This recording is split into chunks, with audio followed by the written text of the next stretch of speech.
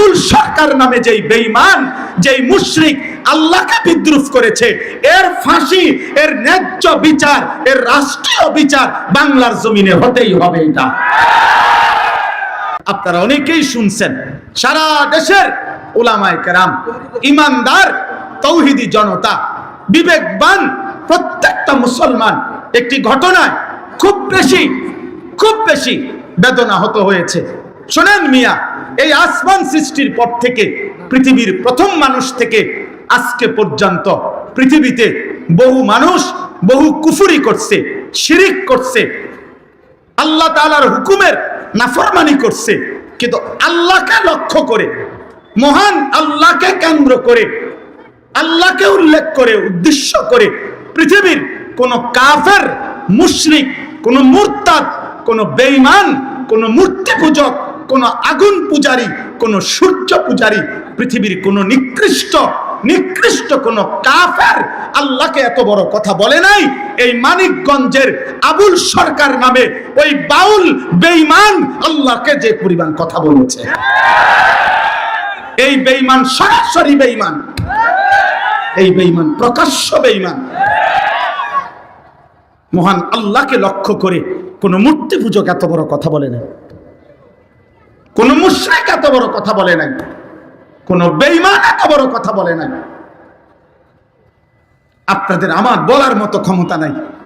ওই বেঈমান এটা কি বলছে মুখ দিয়া, আমি এই পর্যন্ত কোন মাহফিলে এটা বলছি কথা, এটা কিন্তু ওই কইছেটা কি, এটা আমার মতো বলার মতো জবান নাই।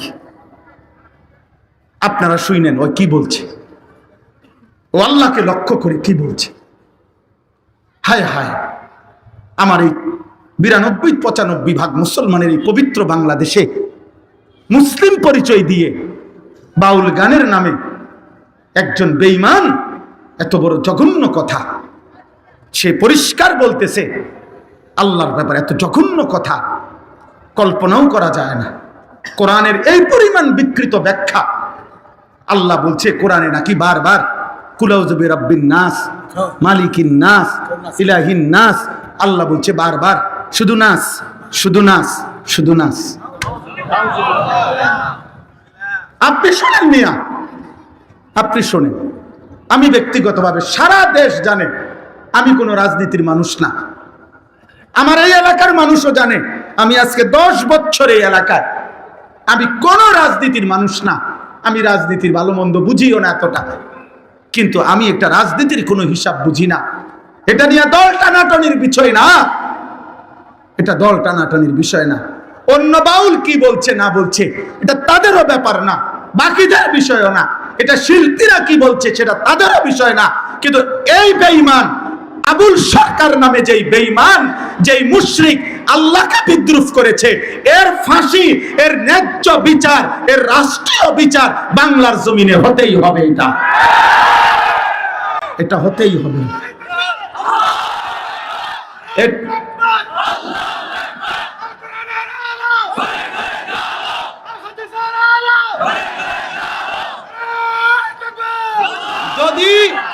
যদি আপনাদের মধ্যে কোনো মুসলমান শুনে থাকেন আর আপনার বিবেক যদি বলে এটা অন্যায় না, এটা অন্যায় নয়, আপনাদের বিবেক যদি বলে, তাহলে আমার বিচার ওই বাজারের মাঝখানে 4 রাস্তার মোড়ে যেই বিচার হবে আমি সেই বিচার মেনে নেব।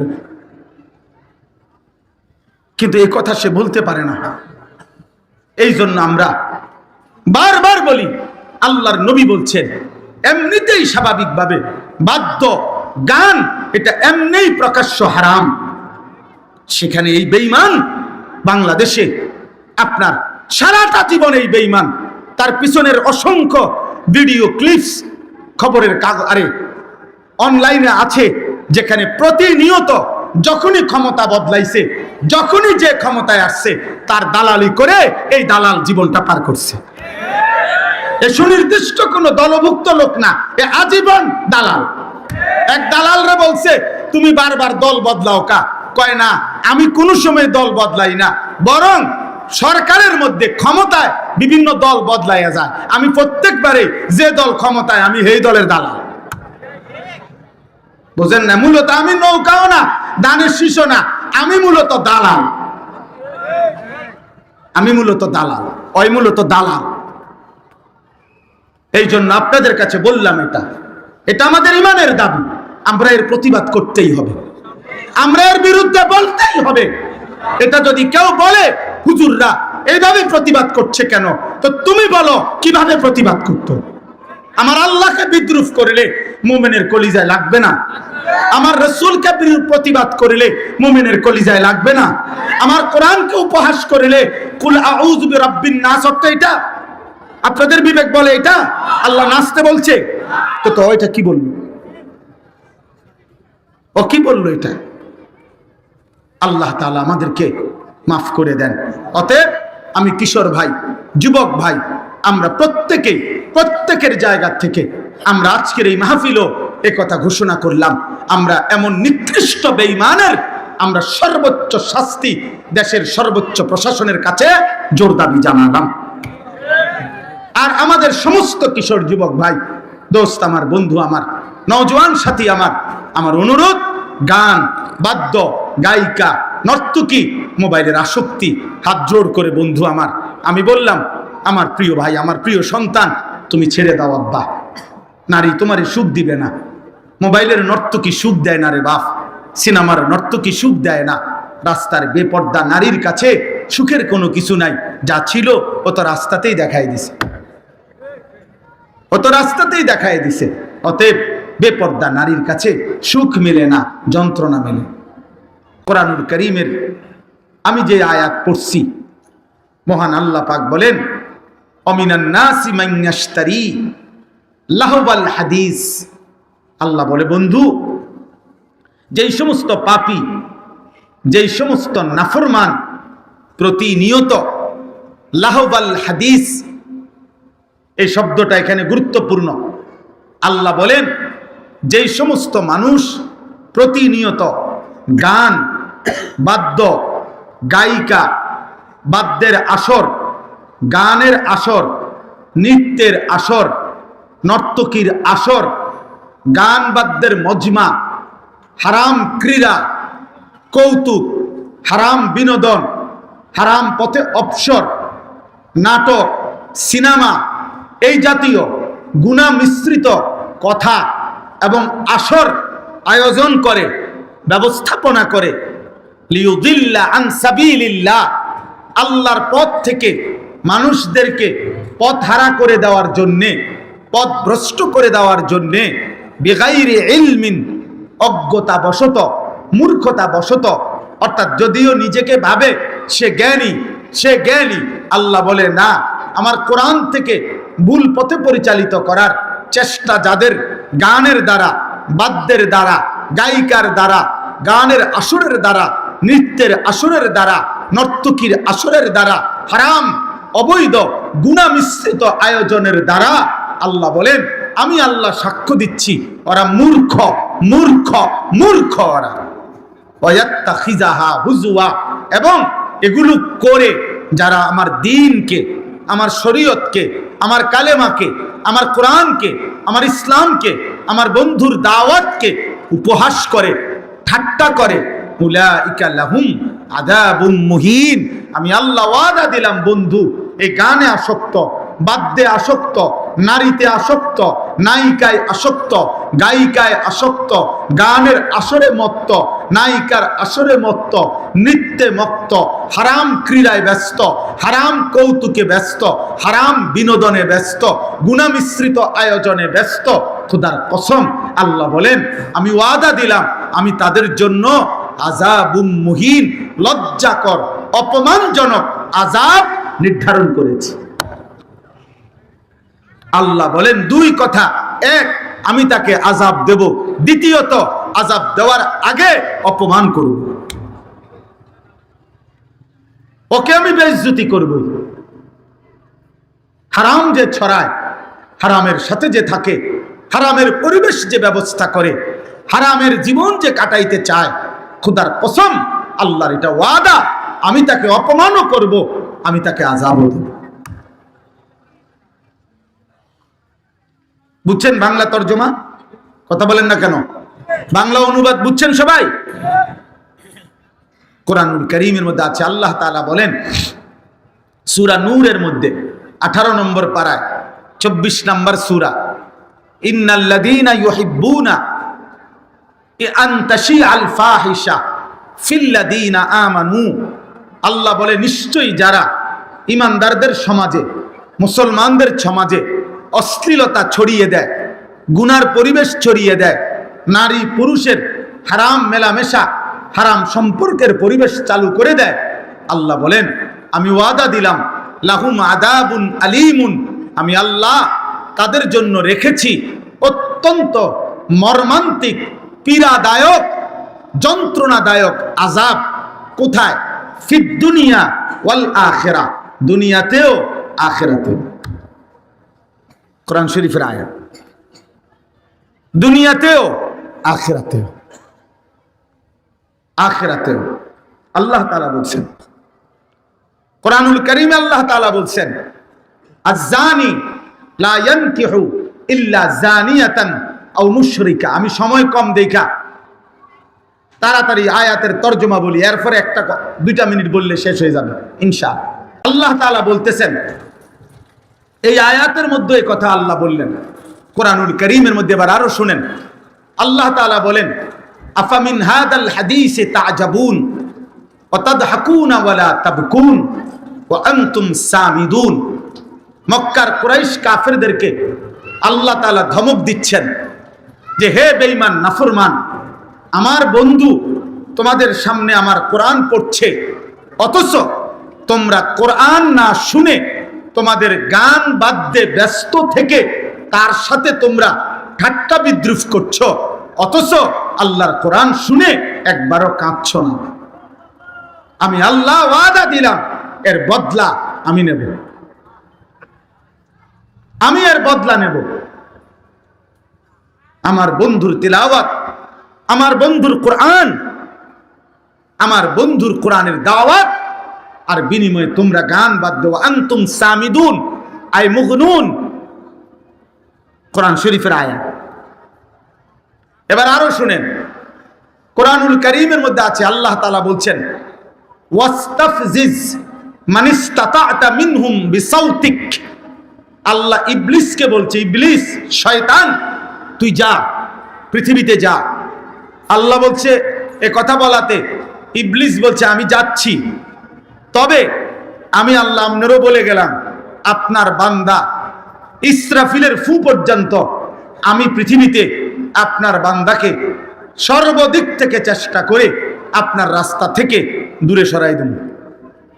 আপনারে বলে গেলাম, আমিও ছাড়বো না। নাউযুবিল্লাহ। আল্লাহ তখন বলছে কোরআনে যে ঠিক আছে ইবলিস, আমিও তোকে ওয়াদা দিলাম তোর সৈন্য সামন্ত দল বল, তোর কণ্ঠ, সুর, আওয়াজ, তোর যা আছে তোর সমস্ত পুঁজি দিয়ে আমার বান্দাদেরকে আমার পথ থেকে ফিরাইস। তবে এটা মনে রাখিস, আমার সত্যিকার গোলামি করে যে বান্দা, তোর কোনো শক্তি তার উপরে কার্যকর হবে না। ইন্না ইবাদি লাইসা লাকা আলাইহিম বিসুলতান। তোর কোনো শক্তি কার্যকর হবে না। এইখানে একটা কথা আছে, আল্লাহ বলছে তোর সুর বিসাউতিকা, ইবলিস তোর কণ্ঠ দিয়ে, তোর সুর দিয়ে, তোর আওয়াজ দিয়ে তুই আমার বান্দাকে পথভ্রষ্ট করিস। আল্লাহর কসম বাবা, সমস্ত তাফসিরে আছে, কোরআনের সকল তাফসিরে, যে এই শয়তানের কণ্ঠ, শয়তানের সুর, শয়তানের আওয়াজ বলতে পৃথিবীর সমস্ত মুফাসসির এই 1450 বছর ধরে এটাই বলছেন, এর অর্থ হইল আল গিনা ওয়াল মাজামির, গান বাদ্য। প্রতিটা গান, প্রতিটা বাদ্য এটা শয়তানের আওয়াজ, শয়তানের সুর, শয়তানের আওয়াজ। অতএব যেখানেই বাদ্যযন্ত্রের তালে গান হয় সেটা শয়তানের কণ্ঠ, শয়তানের আওয়াজ। ধর্মের নামে হোক, ভক্তির নামে হোক, যেই নামে হোক, একতারা হোক, দোতারা হোক, তবলা হোক, বেহালা হোক, হারমোনিয়াম হোক আর গিটার হোক, আর আধুনিক গানের সঙ্গীতের যন্ত্রপাতি হোক, আর পুরান দিনের একতারা বেহালা হোক, বাসি হোক, আল্লাহর কসম আব্দুল্লাহ ইবনে ওমর রাদিয়াল্লাহু তাআলা আনহুমা নবীজির বিখ্যাত সাহাবী, চলার পথে একদিন উনি দূর থেকে বাঁশির আওয়াজ শুনতেছিলেন। কিতাবে আছে উনি ওনার দুই কান আটকাইয়া ফেলছেন। এরপরে হাঁটতে হাঁটতে ওনার সঙ্গীদেরকে বারবার বলতেছিলেন, ওই আওয়াজ কি আর শোনা যায়, ওই আওয়াজ কি আর শোনা যায়? যখন ওনার সঙ্গীরা বলছে ওই আওয়াজ আর মোটেই শোনা যায় না, তো খোদার কসম তিনি ওনার হাত সরাইছেন এবং বলছেন, হা কাদা রাআইতু রাসূলুল্লাহ সাল্লাল্লাহু আলাইহি সাল্লাম, আমিও নবীজিকে এরকম চলার পথে একদিন দেখছি, উনি বাঁশির আওয়াজ শুনে কান এভাবে হাতে আঙ্গুল এভাবে কানে দিয়ে রাখছেন, বাঁশির আওয়াজ শুনে নেয়, বাঁশির আওয়াজ শুনে নেয়। এই জন্য দোস্ত আমার, এটা হাদিস, রাসূলুল্লাহ সাল্লাল্লাহু আলাইহি সাল্লাম একেবারে নির্ভরযোগ্য, বিশুদ্ধ, তথ্য নির্ভর হাদিস।